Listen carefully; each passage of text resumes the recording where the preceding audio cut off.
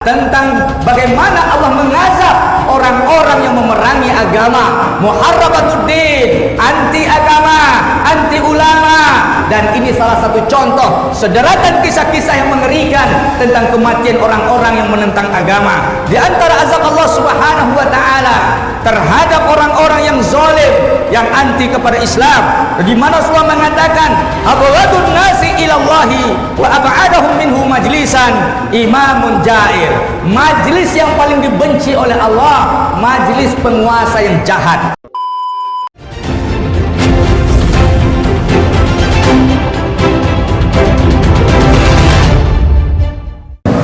Alhamdulillahi rabbil alamin, wa bihi nasta'in ala umuri dunya waddin. Asyhadu an la ilaha illallah wahdahu la syarika lah, wa nahnu nashhadu anna Muhammad Rasulullah sallallahu alaihi wasallam. Ibadallah, usikum wa nafsi bittaqwallah, faqad fazal muttaqun. Qala Allahu azza wa jalla fil Qur'anil azimil mubin. A'udzu billahi minasy syaithanir rajim. Bismillahirrahmanirrahim. Wa qaruna wa fir'auna wa hamana wa laqad ja'ahum Musa bil bayyinat fastakbaru fil ard wa ma kanu sabiqin. Sadaqallahul azim. Ba'da ta'mid at-tahmid alhamdulillah, ba'da salawat sallallahu alaihi wasallam, kemudian ba'da wasiat takwa, maka tema khutbah kita pada hari ini insyaallah yaitu azab dan kematian para tokoh yang menentang agama dan membenci para ulama. Sidang jemaah Jumat yang dirahmati Allah, wa qaruna wa fir'auna wa hamana. Qarun, Fir'aun dan Haman, ini orang-orang yang pernah bersekongkol untuk mencelakakan Nabi Musa alaihissalam. Qarun adalah saudara sepupu dari Musa alaihissalam. Kehidupannya miskin, dia soleh. Akhirnya kasihanlah Nabi Musa pada dia, dan dia mengeluh dan meminta agar Nabi Musa memintakan rezeki dan kesuksesan untuk dia. Maka sidang jemaah yang dirahmati Allah, berdoalah Musa alaihissalam untuk Qarun. Maka ketika Nabi Musa berdoa, maka Allah mengabulkan. Maka sekian lama kaya rayalah Qarun. Dia menjadi kaya raya. Pernah suatu hari dia pawai memperlihatkan kesuksesannya, bahwasanya dia ketika membawa iringan-iringan, dia bariskan 600 pelayan. 600 pelayan, 300 laki-laki, 300 perempuan, dan 60 ekor onta yang kuat-kuat membawa kunci gudangnya. Kunci gudangnya, kunci hartanya dibawa oleh 60 ekor onta yang kuat-kuat. Dibariskan 4.000 pengawal. 4.000 pengawal. Dan dia pakai pakaian yang bagus. Maka pencinta dunia melihat pengusaha yang sukses ini, yang juga dekat dengan penguasa, konglomerat, mitra penguasa, pengusaha miliarder, mitra penguasa. Maka banyak yang kagum para pencinta dunia. Namun ketika itu masyarakat yang beriman mengingatkan dia agar dia tidak sombong dengan hartanya. Tetapi sidang jemaah yang dirahmati Allah, ketika Qarun dinasihati, jawabnya apa? Ini adalah hasil kehebatanku, hasil dari keahlianku. Qarun makin lama makin congkak, maka dia sudah percaya kepada dewa-dewa. Banyak orang usaha sukses dengan perdukunan. Kalau ada pengusaha-pengusaha sukses dengan perdukunan, maka samalah dia dengan Qarun. Qarun mulai beralih kepada keyakinan kepada dewa. Maka permusuhan semakin sengit, dia semakin antipati dengan Musa, karena Qarun CS-nya Fir'aun, sedangkan Musa musuhnya Fir'aun. Maka difitnahlah Musa alaihissalam dengan skandal seks, dan diupahlah seorang wanita yang mengaku dihamili oleh Nabi Musa alaihissalam. Maka akhirnya sidang jemaah Jumat yang dirahmati Allah, maka ketika itu Musa berdoa pada Allah. Musa mengajak Mubahalah dan yang lainnya. Akhirnya Allah bantu Nabi Musa. Keluhlah lidah wanita ini ketika akan berbohong di depan publik. Akhirnya dia mengaku bahwasanya dia diupah oleh Qarun. Begitulah kejahatan dan pengkhianatan Qarun yang miskin. Berkat doa orang soleh dia dikayakan oleh Allah Subhanahu wa ta'ala. Maka akhirnya sidang jemaah yang dirahmati Allah, orang yang jahat berbuat jahat memfitnah ulama ini, akhirnya sidang jemaah Jumat yang dirahmati Allah, ditenggelamkan hartanya oleh Allah Subhanahu wa ta'ala. Sampai hari ini tempat harta Fir'aun ditenggelamkan di salah satu wilayah Mesir dekat Kairo, Al-Fayyum, disebutlah dengan Danau Qarun. Setelah ditenggelamkan, maka berubahlah seperti waduk, dan itulah yang disebut dengan Danau Qarun di dekat wilayah Al-Fayyum, di dekat Kairo, Mesir. Sidang jemaah Jumat yang dirahmati Allah, di sebelah Danau Qarun itu masih ada bekas peninggalan istana atau singgasana bangunan indahnya dahulu Qarun. Masih ada sisa bangun sampai hari ini di Al-Fayyum. Sidang jemaah Jumat yang dirahmati Allah, kejahatan-kejahatan kepada agama, kepada ulama akan dibayar kontan oleh Allah Subhanahu wa ta'ala.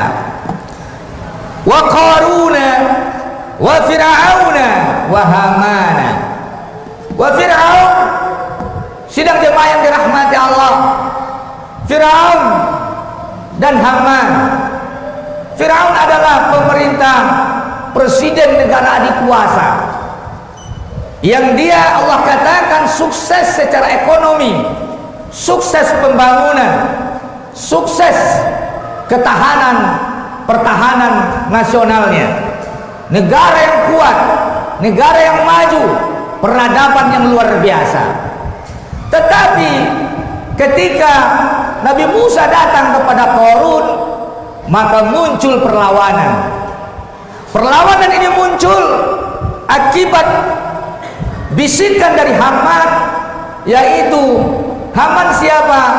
Dia adalah menteri segala urusan. Haman ini dia adalah kepala istana, kepala birokrasi istana, dia menteri segala urusan, dia perancang, dia sang pembisik. Bahkan ada riwayat mengatakan Fir'aun pernah melunak hatinya kepada Nabi Musa alaihissalam karena dibujuk-bujuk oleh istrinya yang beriman pada Musa, yaitu Asiyah. Tapi sidang jemaah, ada Haman di belakang Fir'aun, dan Haman pandai membujuk Fir'aun, membisiki Fir'aun, sehingga Fir'aun mengaku jadi Tuhan. Haman yang mengatakan Fir'aun adalah titisan sang dewa yang pantas dipuji, punya kekuatan yang luar biasa. Akhirnya Fir'aun tersanjung dan muncullah perlawanan-perlawanan Fir'aun berkat seorang disebabkan Haman, sang pembisik, politikus, Fir'aun, menteri segala urusan. Sidang jemaah Jumat yang dirahmati Allah, maka sampailah Fir'aun mengejar Musa alaihissalam, membenci Musa. Maka Fir'aun berkata, "Fadharuni an aqtula Musa," biarkan saya yang mengejar Musa. "Inni akhafu ayyubaddila dinakum," saya takut nanti Musa mengganti ideologi kalian. Maka muncul anti kepada ajaran Islam, anti kepada ideologi akidah Islamiyah, tauhid. Maka sidang jemaah yang dirahmati Allah, maka turunlah Fir'aun bersama Haman bala tentaranya dan ditumbangkan Allah di Laut Merah. Maka Allah mengatakan dalam Al-Quran, "Al-yawma nunajjika bibadanika liman litakuna liman khalfaka ayah." Hai Fir'aun, hari ini aku selamatkan engkau dengan badanmu, dengan jasadmu, supaya engkau jadi bukti bagi penguasa-penguasa setelahmu. Artinya apa? Sengaja Allah menyelamatkan jasad Fir'aun. Maka di dalam riwayat dikatakan Fir'aun tidak dimakan oleh ikan. Jasad Fir'aun tidak dimakan oleh ikan. Kemudian jasad Fir'aun dimuntahkan oleh air Laut Merah keluar, dimuntahkan ke pantai. Kemudian orang-orang Mesir ketika itu, nelayan Mesir melihat, wah ini Fir'aun, cuma sedikit tubuhnya agak lebih pendek dari Fir'aun. Kemudian akhirnya diselamatkanlah jasad Fir'aun oleh Allah sampai hari ini di Madhaf Mesir Kairo. Bapak-bapak, bagi yang berkesempatan ke Mesir, maka bisa saja melihat, pergi ke Madhafnya, pergi ke museumnya. Di situ akan ketemu jasad Fir'aun, Ramses Akbar II yang diselamatkan oleh Allah. Untuk apa Allah selamatkan? Litakuna liman khalfak, supaya engkau nanti bagi penguasa setelah engkau ayah jadi bukti dan pelajaran. Maka wajar sebenarnya setiap orang-orang yang punya kekuasaan, maka dia harus melakukan di antara program diklatnya, yaitu bagaimana jejak-jejak penguasa yang memusuhi agama, yang berbuat zalim kepada ulama, yang mencederai para ulama, anti wahyu dan anti ulama. Maka sidang jemaah yang dirahmati Allah, jejak-jejak Fir'aun ini akan terus ada sampai hari kiamat. Tahukah saudara-saudara yang dirahmati Allah, Kemal Atatürk bagaimana kematiannya? Maka sidang jemaah yang dirahmati Allah, bagaimana kematian Kemal Atatürk? Dia ketika itu mati dalam keadaan yang mengenaskan. Dia mengatakan dengan sombongnya, tapi sebelum sampai kepada kematian, kejahatan apa yang dilakukan oleh Kemal Atatürk? Tahun 1924 Kemal Atatürk resmi menghapus kekhilafahan Islam. Tahun 1924 dia resmi menghapus kekhilafahan yang hari ini diikuti jejaknya oleh pembenci-pembenci kekhilafahan, orang-orang yang anti dengan konsep kekhilafahan. Mereka mengikuti jejak Kemal Atatürk. Maka tahun 1924 Hababa ditutuplah kekhilafahan Turki Utsmani. Maka sidang jemaah dirahmati Allah, siapa Kemal Atatürk? Dia seorang Yahudi yang digunakan oleh bangsa Eropa untuk menghancurkan Islam di Turki, pemerintahan Islam di Turki. Maka sidang jemaah dirahmati Allah, disusupkanlah Kemal Atatürk kepada dunia militer, dibiayai dari luar, kemudian disokong dari luar. Akhirnya dia mampu menumbangkan kekhilafahan pada tahun 1924. Pada tahun 1926 Kemal Atatürk berhasil menghapus semua aturan-aturan yang berbau syariat, aturan-aturan Islam dihapus secara total. Kemudian sidang jemaah dirahmati Allah, Kemal Atatürk melarang bahasa Arab yang diajarkan di sekolah-sekolah, di pesantren-pesantren. Kemudian seterusnya dikikis habislah bahasa Arab yang ada di Turki. Padahal Turki keseluruhan waktu itu berbahasa Arab dan berbahasa Turki. Dihapus berhasilnya dia dengan sikap anti Arabnya. sikap anti Arabnya, maka dihapus bahasa Arab di Turki. Sidang jemaah yang dirahmati Allah, digantilah azan, diganti azan dengan bahasa Turki. Suatu hari Kemal Atatürk lewat dekat masjid yang masih mengumandangkan azan berbahasa Arab, azan yang syar'i, maka diruntuhlah masjid itu oleh Kemal Atatürk. Sidang jemaah yang dirahmati Allah, maka ratusan ulama-ulama dinaikkan ke tiang gantungan, ditangkap. Penjara-penjara Turki penuh dengan para ulama yang tidak mau mematuhi peraturan sekularisasi yang dilakukan oleh Kemal Atatürk. Penuh penjara oleh ulama, dan ratusan ulama dihabisi di tiang gantungan oleh Kemal Atatürk. Dan dengan sombong dia berkata, jika masih ada kesempatanku 15 tahun lagi, maka Turki keseluruhan akan memakai konsep demokrasi yang kuinginkan. Tapi kalau aku tidak sempat 15 tahun lagi, maka dibutuhkan 3 generasi untuk mencapai cita-citaku, cita-cita yang berdasarkan anti Islam. Maka akhirnya sidang jemaah yang dirahmati Allah, dia datang dapat penyakit sehingga dia tidak betah dalam istana. Kemudian tubuhnya membusuk, gatal-gatal di garuknya. Akhirnya bagaimana sidang jemaah yang dirahmati Allah, dia menjerit-jerit terdengar oleh seisi istana, dan itu tidak sebentar, dalam waktu yang lama dia mati dalam keadaan tersiksa.